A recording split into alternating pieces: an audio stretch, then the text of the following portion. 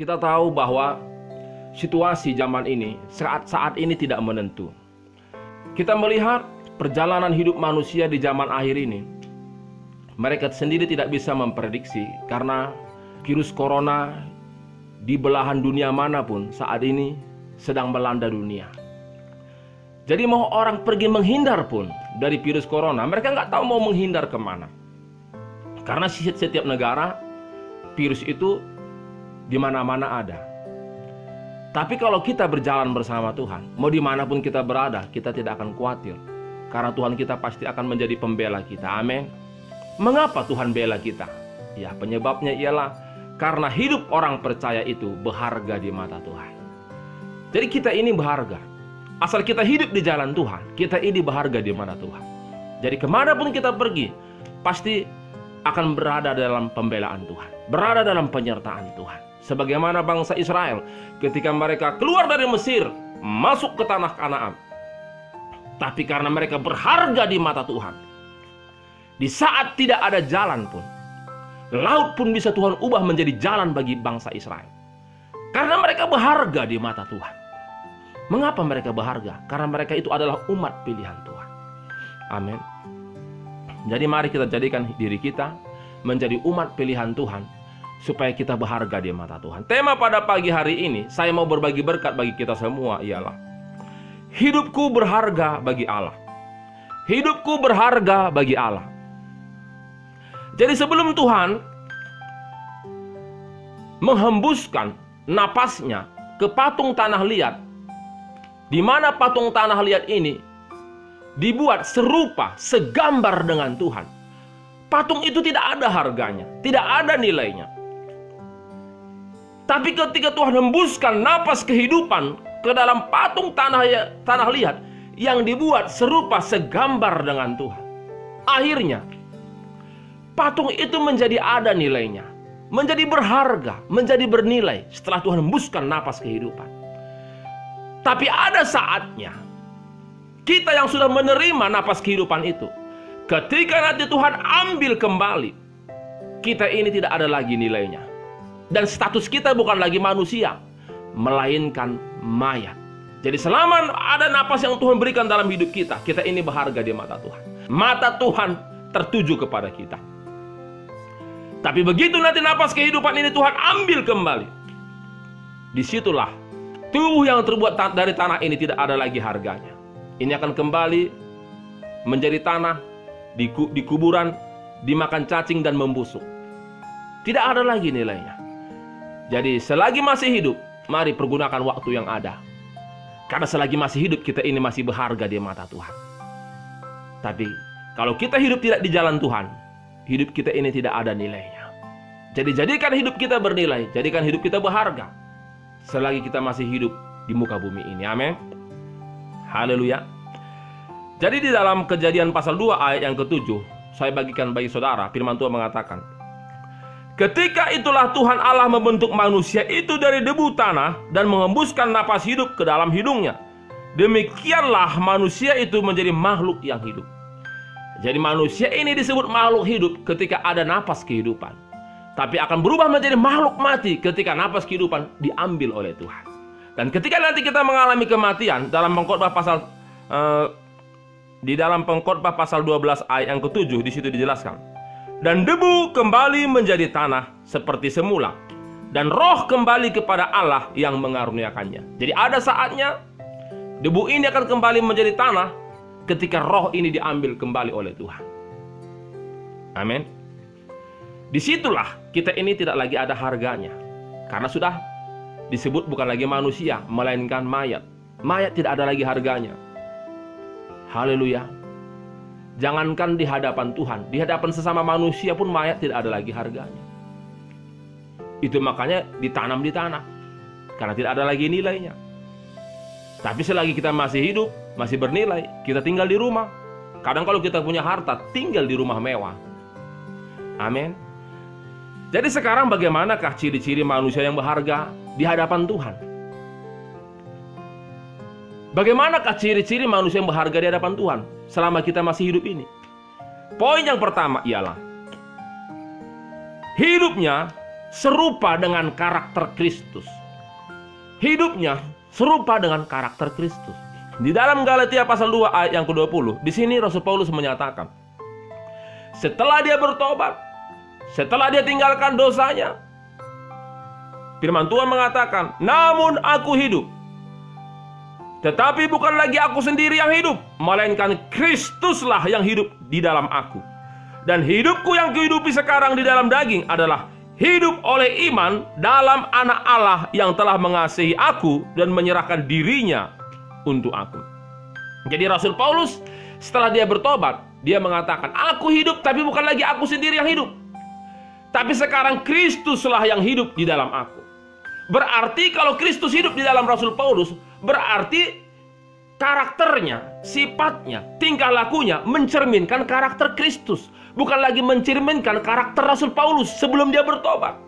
Artinya sifat-sifat lama Rasul Paulus itu sudah dia tinggalkan, karena dia sudah hidup seperti yang Kristus mau, bukan lagi seperti yang dia mau. Amin. Jadi inilah yang Tuhan inginkan, supaya kita berharga di mata Tuhan.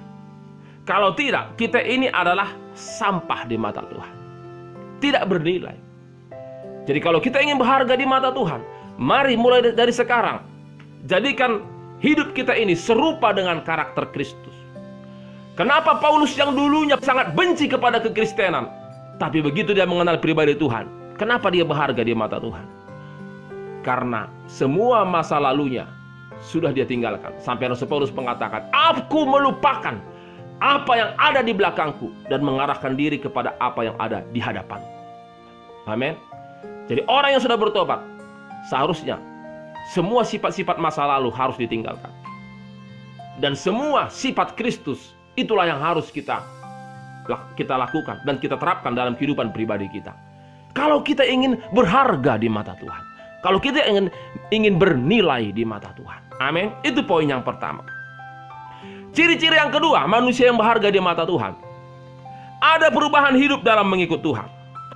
Di dalam Roma pasal 12 ayat yang kedua, di situ dijelaskan. Roma pasal 12 ayat yang kedua. Janganlah engkau serupa dengan dunia ini. Berubahlah oleh pembaharuan budimu, supaya engkau dapat bisa membedakan manakah kehendak Allah, mana bukan kehendak Allah. Amin.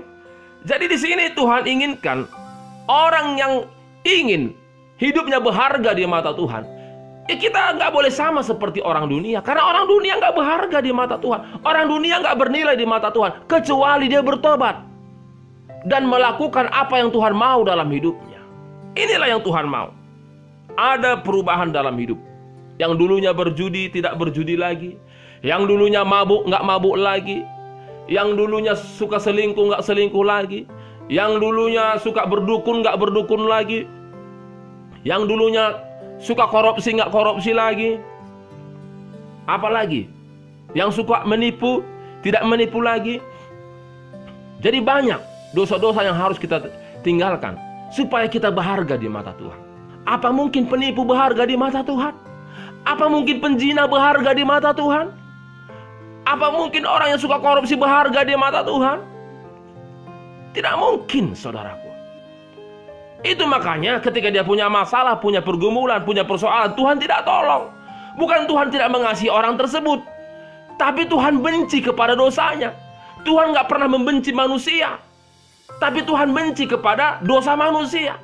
Jadi ketika dosa itu kita tinggalkan, sebesar apapun dosa kita selama ini, kita kembali berharga di mata Tuhan, bernilai di mata Tuhan. Amin.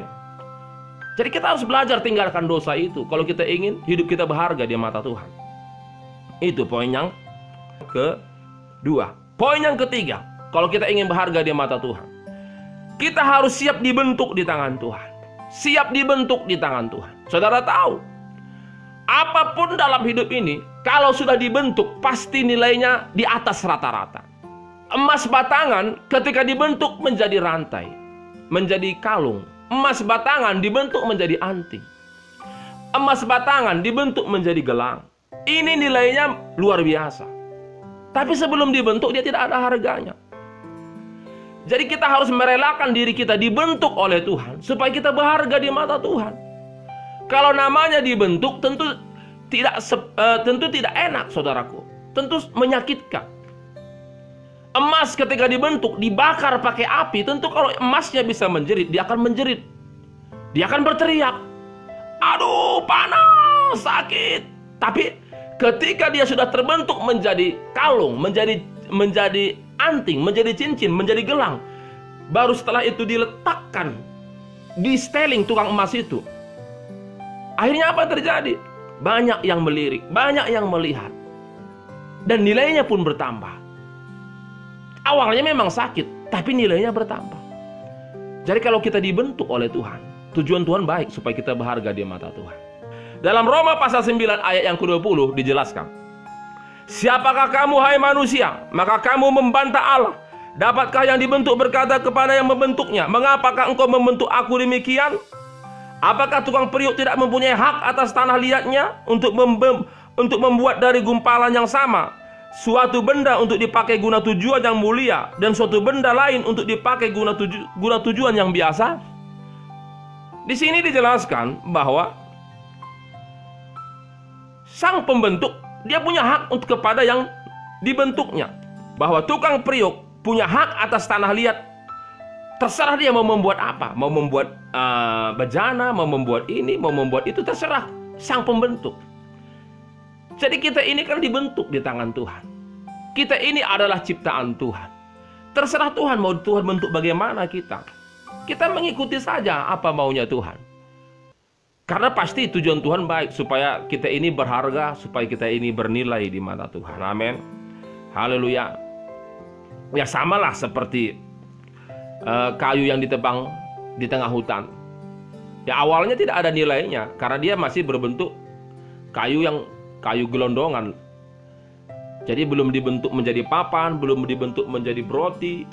Tapi ketika itu nanti dibentuk, itu nilainya bertambah. Nilainya bertambah. Dia berharga. Apalagi sudah dibentuk menjadi meja, dibentuk menjadi kursi, dibentuk menjadi kusen atau apapun bentuknya, dan ditambah lagi ukiran-ukirannya. Itu di saat dibentuk itu tentu sakit. Amin. Tapi akhirnya nilainya menjadi bertambah. Akhirnya kayu yang dulunya tidak berharga, nilainya luar biasa ketika dia sudah dibentuk, diukir oleh tukang pahat. Jadi itu tujuannya mengapa pembentukan itu penting bagi orang percaya. Tuhan menginginkan supaya orang percaya siap dibentuk di tangan Tuhan. Karena Yeremia pasal 8 ayat yang pertama, firman Tuhan mengatakan, firman yang datang dari Tuhan kepada Yeremia bunyinya, pergilah dengan segera ke rumah tukang periuk. Di sana aku akan memperdengarkan perkataan-perkataanku kepadamu. Lalu pergilah aku ke rumah tukang periuk, dan kebetulan ia sedang bekerja dengan pelarikan. Apabila bejana yang sedang dibuatnya dari tanah liat itu di tangannya itu rusak, maka tukang periuk itu mengerjakannya kembali menjadi bejana yang lain, menurut apa yang baik pada pemandangannya. Kemudian datanglah firman Tuhan kepadaku bunyinya, masakan aku tidak dapat bertindak kepada kamu seperti tukang periuk ini, hai kaum Israel?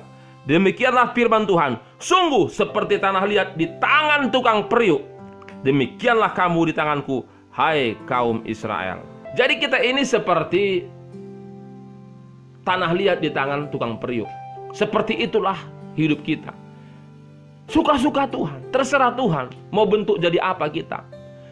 Yang penting satu hal yang harus kita ketahui, tujuan Tuhan baik, supaya kita berharga di mata Tuhan. Amin.